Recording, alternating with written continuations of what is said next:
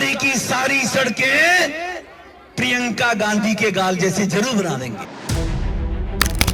विधोड़ी फिर हुए बदजुबान, प्रियंका गांधी पर बेहुदा बयान। सारी की सारी सड़कें प्रियंका गांधी के गाल जैसे जरूर बना देंगे। कांग्रेस का चढ़ा पारा, विधोड़ी का फूंका पुतला।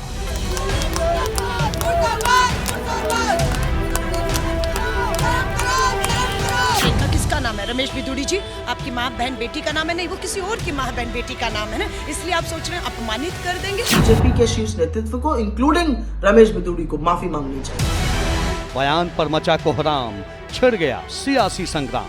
सड़क पर नोट बांटने वाले तक को टिकट दिया है। इन लोगों के हाथों में महिलाओं का भविष्य कैसे सुरक्षित रहेगा? कि कितने गहरे रिश्ते हैं भाजपा के अंदर और संदीप दीक्षित जी के अंदर, ये बेहद शर्मनाक है कि वो कुछ नहीं बोल रहे।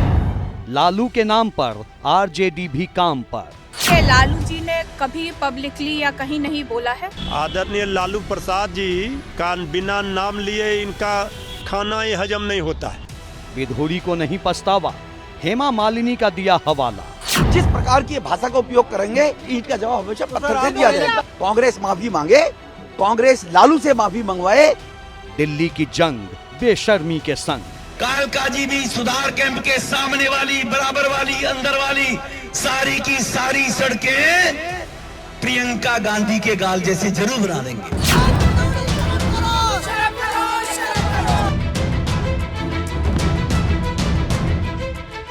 दिल्ली चुनाव के लिए बीजेपी की पहली लिस्ट को जारी हुए अभी कुछ ही घंटे बीते थे कि अपनी बदजुबानी के लिए मशहूर विधोड़ी ने एक नया बयान बम फोड़ दिया। निशाने पर थी प्रियंका गांधी वाड्रा। विधोड़ी के इस वायरल वीडियो को शुरू से अंत तक सुनिए। कालका जी भी सुधार कैंप के सामने वाली, बराबर वाली, अंदर वाली सारी की सारी सड़कें प्रियंका गांधी के गाल जैसे जरूर बना देंगे। लालू ने कहा था बिहार में कि बिहार की सड़कों को मैं हेमा मालिनी जी के गालों जैसे बना दूंगा। लालू ने झूठ बोला था, नहीं बना पाया। लेकिन मैं आपको विश्वास दिलाता हूं, जैसे ओखले की सड़कें हमने बना दिए, संगम बिहार की सड़कें बना दिए, इसी प्रकार से कालका जी भी सुधार कैंप के सामने वाली, बराबर वाली, अंदर वाली सारी की सारी सड़कें प्रियंका गांधी के गाल जैसे जरूर बना देंगे। इस वीडियो में विधोड़ी ने प्रियंका गांधी के अलावा दो और नाम लिए, लालू यादव और हेमा मालिनी का। उस पर बाद में आएंगे। पहले ये समझिए कि विधोड़ी ने ये बयान कब और कहां दिया। शनिवार को बीजेपी ने दिल्ली चुनाव के प्रत्याशियों की पहली लिस्ट जारी की। इस लिस्ट में पार्टी ने 29 उम्मीदवारों के नाम घोषित किए। इन प्रत्याशियों में एक नाम रमेश विधोड़ी का भी था। विधोड़ी को दिल्ली की कालका जी सीट से टिकट मिला है। टिकट मिलते ही तेवर दिखाने को बेकरार रमेश विधोड़ी कालका जी में एक प्रोग्राम में पहुंचे और कालका जी की सड़कों को चिकना बनाने का बेशर्म फॉर्मूला ऐसे पढ़ दिया मानो स्क्रिप्ट पहले से तैयार कर बैठे हों। कालका जी भी सुधार कैंप के सामने वाली, बराबर वाली, अंदर वाली सारी की सारी सड़कें प्रियंका गांधी के गाल जैसे जरूर बना देंगे। विधोड़ी ने यह सियासी बॉल फेंकी ही इसलिए थी कि कोई कैच करे, और हुआ भी वही। कुछ ही घंटों में विधोड़ी के बयान वाला ये वीडियो इतनी तेजी से वायरल हुआ कि बीजेपी वर्सेस आम आदमी पार्टी चल रही दिल्ली की सियासी जंग 360 डिग्री पर घूम गई। नाम प्रियंका गांधी का लिया गया था, इसलिए कांग्रेस फ्रंट फुट पर आ गई। विधोड़ी का पुतला फूंकने से लेकर उन्हें कोसने वाले नेताओं तक की लाइन लग गई।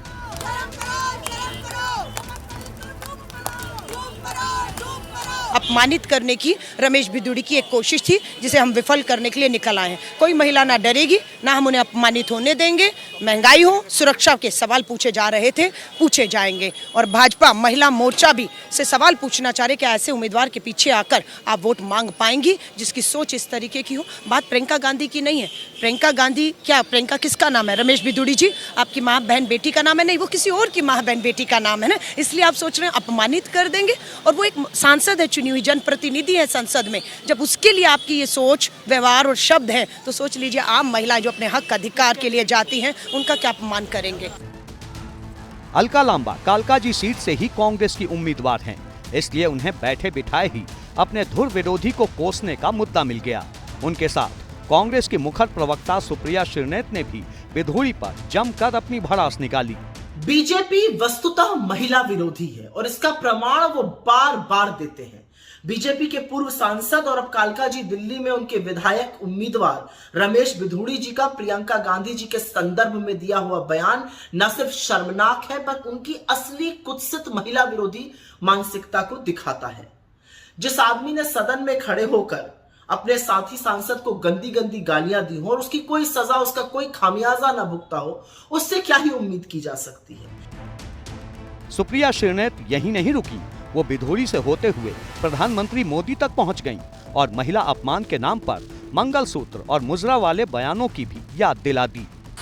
असलियत तो ये है कि इस महिला विरोधी भाषा, इस महिला विरोधी सोच, इस कुत्सित मानसिकता के जनक तो खुद मोदी जी ही हैं। जब वो चुनावी सभाओं में मंच से मुजरा, मंगलसूत्र, बेटियों को कोई छीन कर ले जाएगा जैसे शब्द बोलते हैं तो उनके नीचे वाले उन्हीं का अनुसरण करते हैं, वो और क्या बोलेंगे। लेकिन ये घटिया सोच है, ये घटिया मानसिकता है और इसके लिए ना सिर्फ रमेश बिधूड़ी को बल्कि बीजेपी के शीर्ष नेतृत्व को हाथ जोड़ के माफी मांगनी चाहिए। इस मुद्दे पर कांग्रेस के बड़े नेताओं ने भी मोर्चा संभाला। पवन खेरा ने एक्स पर लिखा, ये बदतमीजी सिर्फ इस घटिया आदमी की ही मानसिकता नहीं दिखाती, ये है इसके मालिकों की असलियत। ऊपर से लेकर राष्ट्रीय स्वयंसेवक संघ आरएसएस के संस्कार आपको भाजपा के इन ओछे नेताओं में दिख जाएंगे। लड़ाई बीजेपी और कांग्रेस की थी, लेकिन मुद्दा महिला अपमान से जुड़ा है, इसलिए आम आदमी पार्टी का बोलना जरूरी भी था और मजबूरी भी। लिहाजा बिधूड़ी को तो घेरा ही, साथ ही कांग्रेस के अजय माकन और संदीप दीक्षित जैसे बड़े नेताओं को भी लपेट लिया। कांग्रेस पार्टी के दो बड़े नेता जो अपने आप को दिल्ली का चैंपियन कहते हैं, एक अजय माकन जी और दूसरे संदीप दीक्षित जी, उनका एक बयान रमेश बिधूड़ी के खिलाफ नहीं आया। उनकी इतनी हिम्मत नहीं हो रही है कि अपनी पार्टी के नेता के अपमान पर एक शब्द बोल सके। यह दिखाता है कि अजय माकन और संदीप दीक्षित के कितने गहरे रिश्ते हैं भारतीय जनता पार्टी के साथ। रमेश बिधूड़ी जी ने कांग्रेस नेता प्रियंका गांधी जी के बारे इतनी अभद्र टिप्पणी की, पर संदीप दीक्षित जी के मुंह से कुछ नहीं निकल रहा।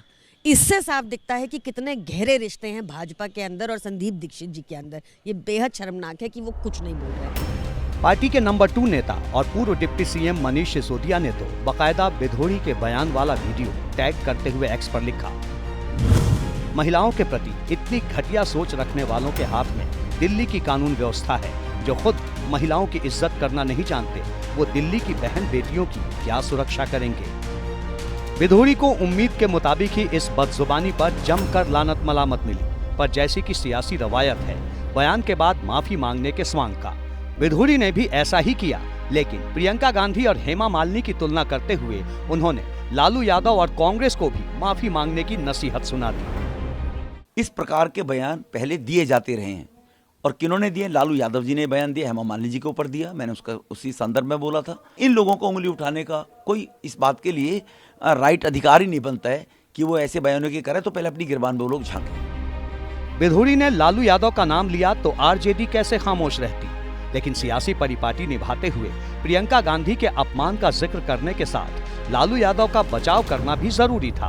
मोर्चा संभाला लालू यादव की बेटी मीसा भारती और मृत्युंजय तिवारी ने। कि लालू जी ने कभी पब्लिकली या कहीं नहीं बोला है। आज इस तरह से गलत बयानी रमेश बिधूड़ी जी को नहीं करना चाहिए और मुझे लगता है कि मीडिया के सामने और देश की जनता के सामने उनको माफी मांगना चाहिए। अब आदरणीय लालू प्रसाद जी की बात करते हैं। आदरणीय लालू प्रसाद जी को दिल्ली के चुनाव में याद आ रहा है, यहाँ लालू जी के नाम से वहाँ अपना सियासत कर रहे हैं। आदरणीय लालू प्रसाद जी का बिना नाम लिए इनका खाना ही हजम नहीं होता है। बीजेपी के बिधूड़ी बदजुबानी में फंसे तो बिहार में सहयोगी पार्टी जेडीयू के लिए बड़ी मुश्किल हो गई। उसने भी बीच का रास्ता निकाला, बिधूड़ी को तो नसीहत दी ही, साथ ही लालू यादव का जिक्र करना भी नहीं भूली। इस तरह की भाषा, इस तरह की शैली महागठबंधन तक ही सीमित रहे तो अच्छा है। हर किसी नेता को ऐसे शब्दों का इस्तेमाल करने से पहले निश्चित रूप से सोचना चाहिए और परहेज करना चाहिए। करीब 90 के दशक में जब लालू यादव बिहार के मुख्यमंत्री थे, तब हेमा मालिनी को लेकर उनके एक कथित बयान पर खूब हंगामा हुआ था। इसमें उन्होंने कहा था, बिहार की जो सड़कें ओमपुरी के गालों की तरह है, उन्हें हेमा मालिनी के गाल जैसा बनाएंगे। इस बयान पर सियासी तूफान मचने के बाद लालू यादव इस बयान से साफ मुकर गए थे। हमारे न्यूज चैनल पर दिए एक इंटरव्यू में भी लालू यादव ने ऐसे किसी बयान से इनकार किया था। फालतू का बकवास किया कि लालू ऐसा वैसा बोलता है कि रोड ऐसा वैसा बनाएंगे। अटल बिहारी वाजपेयी जी ने ये चुटकी लिया था, अपना बात मेरे मुंह में डाल के छपवा दिया, मैं कंट्राडिक्ट करके बढ़ गया। कुछ साल पहले महाराष्ट्र के मंत्री गुलाब राव पाटिल ने भी अपने विधानसभा इलाके की सड़कों की तुलना हेमा मालिनी के गालों से की तो काफी विवाद हुआ। उसके बाद से हेमा मालिनी की सुंदरता के साथ सड़कों की तुलना करने की सियासत लगातार परवान चढ़ती रही। इस दौरान हेमा मालिनी ने भी कहा कि राजनेताओं के मुंह से ऐसे बयान शोभा नहीं देते। करना नहीं चाहिए। मेंबर ऑफ पार्लियामेंट और anybody connected to our constituency, it is I don't think it's in a good taste. लेकिन हेमा मालिनी की नसीहत के बाद भी ये सिलसिला नहीं थमा, जिसकी ताज़ा मिसाल उन्हीं की पार्टी के नेता रमेश बिधूड़ी हैं। अब सवाल ये है कि आखिर दिल्ली के चुनाव में कालकाजी इलाके में बिधूड़ी को सड़कों के नाम पर प्रियंका गांधी का ही नाम क्यों याद आया। कालकाजी से तो दिल्ली की मौजूदा सीएम आतिशी और कांग्रेस की अलका लांबा भी चुनाव के मैदान में हैं। फिर बिधूड़ी ने प्रियंका गांधी का ही जिक्र क्यों किया। माना तो ये भी जा रहा है कि दिल्ली में असली दंगल आम आदमी पार्टी और बीजेपी के बीच है। फिर कांग्रेस को मुद्दा थमाने के पीछे क्या कोई सियासी मकसद हो सकता है। रमेश बिधूड़ी को वो अपना ताकतवर कैंडिडेट मानते हैं और जब चीफ मिनिस्टर के खिलाफ कैंडिडेट बनाया, इसका मतलब वो मजबूत उम्मीदवार हैं और उनका एक जातिगत जो वोट बैंक है दिल्ली में, वो बड़ा वोट बैंक है। सांसद भी रहे हैं, लंबे समय से राजनीति कर रहे हैं, तो ये एक कारण रहा होगा कि भारतीय जनता पार्टी ने उन्हें आतिशी जी के खिलाफ खड़ा करने का फैसला किया, क्योंकि वो जातिगत समीकरणों में उनसे मुकाबला कर सकते हैं। बीजेपी ने रमेश बिधूड़ी को शायद इसीलिए लिया कि आतिशी जी कम से कम अपने जो चुनाव क्षेत्र हैं उसी पर फोकस करें और एक मजबूत कैंडिडेट के तौर पर वहाँ बनाया जा सके। हालांकि बिधूड़ी की बदजुबानी का सिलसिला काफी पुराना है।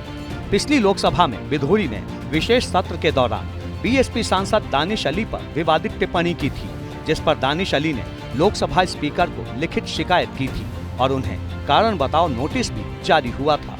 लेकिन बिधूड़ी की जुबान में ब्रेक ही नहीं है।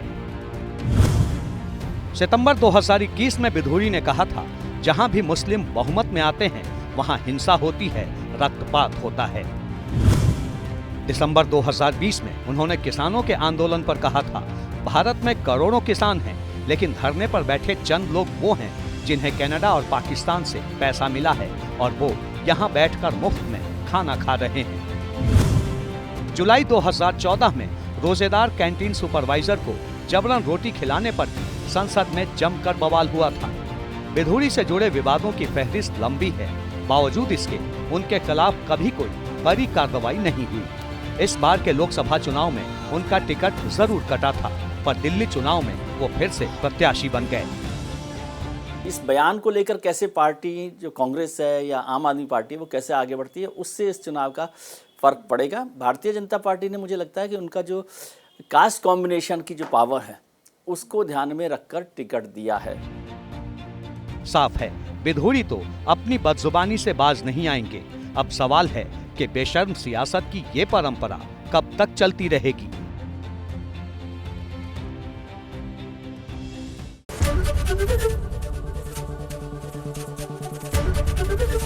एबीपी गंगा, खबर आपकी, जुबान आपकी।